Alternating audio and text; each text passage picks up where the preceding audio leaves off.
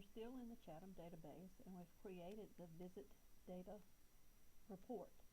I've gone in and adjusted some of the widths of the different columns so that the contents of the reports are easier to view, and so that the report doesn't run over outside of the right margin, and we can still see all the contents of every column very easily. So now we want to look at again the if we can, let's see, can we see the navigation bar? Doesn't look like we can. Let's see if I can move this up a little bit. No.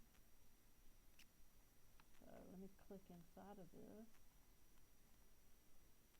and you can view the different records by clicking at either one. We can scroll up and down. Notice that there's a total down here that says 86, which is the total number of records. And by creating this form this way, this total is automatically created. Now there are ways to actually put those calculations in yourself, but at this point we're going to accept what the default creation is here. Okay, so then the next thing that we want to look at is to view the report in print preview. So how do we do that? Well, one way is to go to our views group right here and click on this list arrow under view and then choose print preview. And in this we'll get to see what this looks like. We see a title, we see the current date and time, and we also see all of our records listed here. So you can see that the report looks very nice here. And notice how my pointer changes. I right now have a magnifying glass with a plus sign, which means if I click on this, it's going to magnify this to be larger. Notice how that plus sign changes to a minus sign, so that means if I click, it's going to reduce the size. You can see how that works. Of course, down here, we can zoom in and out as well. So you've got some things you can play with there. Okay, so notice here we've got page 1, and there's next page. So there's a navigation bar for your report as well. It's real interesting. Notice what's happening here. We've got some blank pages here. Look at that. I'm going to scroll through here. Let me see, 1 of 3, but not really. We're coming up with 2 here. So 2 pages per counted page. So that might be something we would look at in trying to solve any problems there. So if we want to go here, still says we're at 1. I've got to figure out why it's doing that. Now 2, and it says 2 of 3. And we get to the end, it says 3 of 3. And let's see, can I play with that any? I'm going to go over here, and I'm going to choose, when I point up here, this comes up, I'm going to choose close print preview. Now let me see if I can determine anything. Can't really tell anything there except for, look at here. This is outside of that margin. So what happens if I go up in here and I narrow this? Will that help me any? Doesn't help me there. Okay. So there's not a whole lot I'm able to do with that without showing you how to go in and move some things around. Now, I will show you that very quickly. If I go to my view and I go to design view, okay, here's my pages.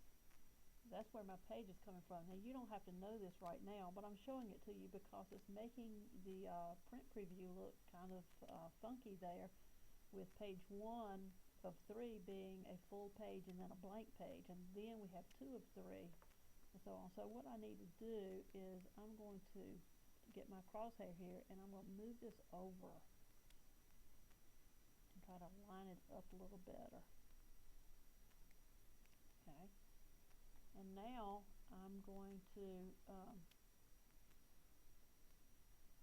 take that, and I'm going to go back here to view, and I'm going to go back to print preview, and it says the section width is greater than the page width, and there are no items in the additional space, so some pages may be blank. Okay, let me see what I get here. Notice page 1 of 3 is right here. I'm still getting blank pages, but at least that looks better. It's all right here. Okay, so let me see. Can I determine what else there might be? I'm going to go back to my layout view, which is what this looks like. And let's see, if I scroll down through here, do I see anything else out here? I don't see anything. So, you know, we could be sitting here looking for this for quite a while. Alright,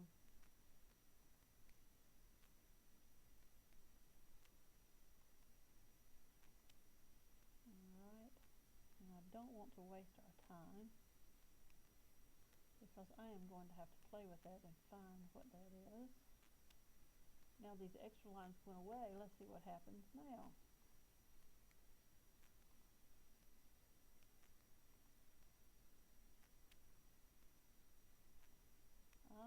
Now we have fixed it. Okay, quite by accident, I assure you that time, but notice that these extra lines are gone away. And the reason we were getting the blank pages is because it was picking this up. So we just kind of had to play around with this a little bit. Now notice this, I've lost part of my title there, so I don't want to leave it like that. I'm going to expand this out a little bit. Well, there we go. I didn't lose part of it. It's there. Okay, so I've got that. Again, I go back and look at my print preview, and here we go. So now we're good. Okay. Alright, so once I do that, if I want to print the report, then I'm going to go up here to File, and I'm going to go down here to where it says Print, and I can do a quick print. When I do quick print, you saw what the screen just did, and now, though you can't see it, this is printing to my printer. Okay.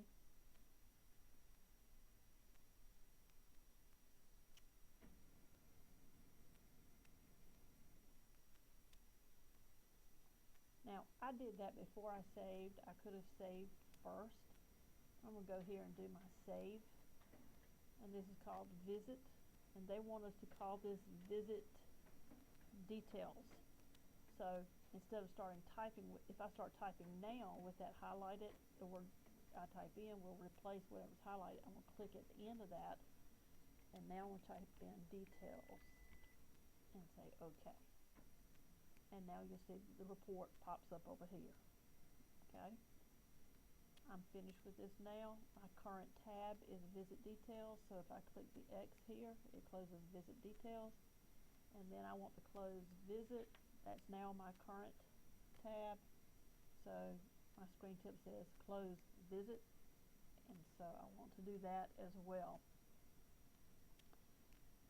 Now, to view the objects in the Chatham database, I open the navigation pane with the shutter bar to open that up. I had already done that, but let's look at it. To collapse it or close it is the shutter bar. We'll do that. To open it back up, I'm going to click it back again. Okay. Now, if I want to search for help for Microsoft Office on Access itself, then all I've got to do is click the Help button up here, the question mark. So I'll click Help. That brings up a window. Here you can specify what you want to search, or you can look at what some popular searches are, a section on getting started, the basics of Access 2013, and you might want to look at some of that. Okay. I'm going to go up here.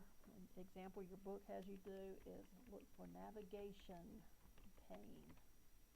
And we can press enter, or we can click the search button here. Either way works.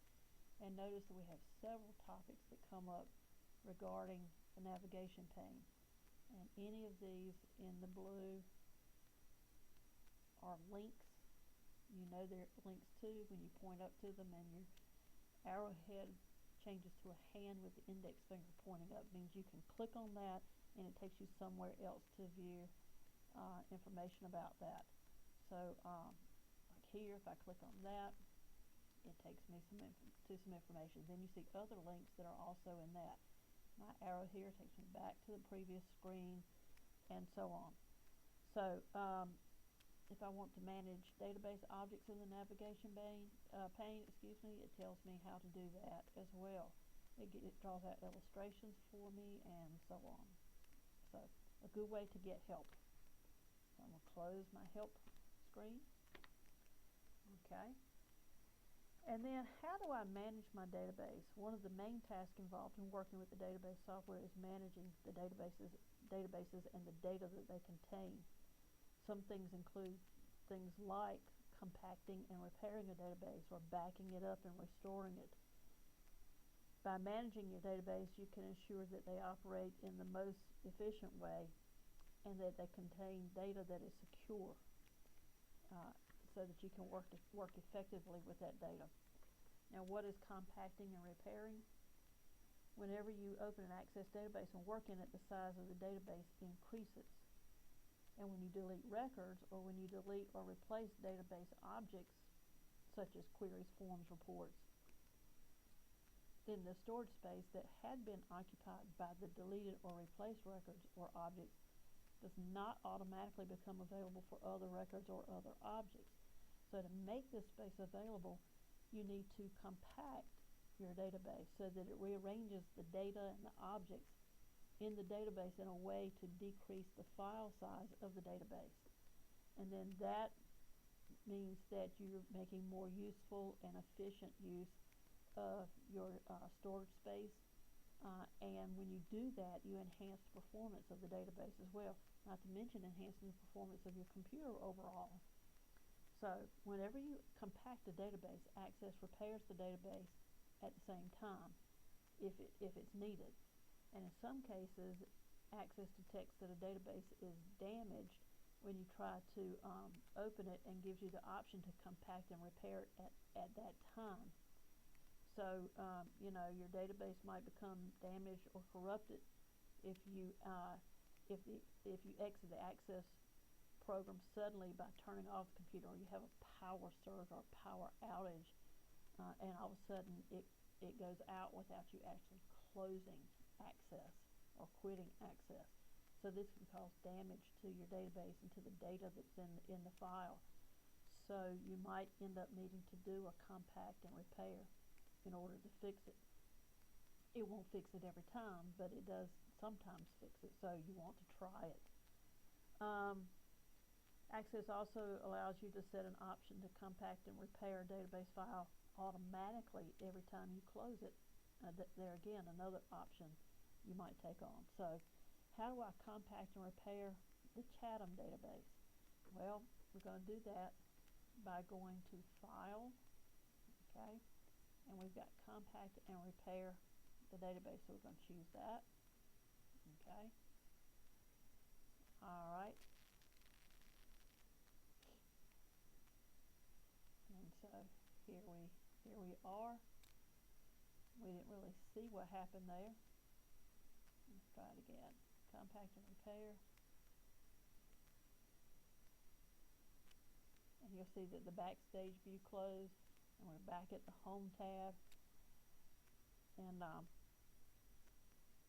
And if you look in your textbook, it points out you might not actually see something happen. This is a very small database, so it's so fast, but it'll make it smaller and repairs it at the same time. Okay, so we're going to click File and Close here to go out of our database.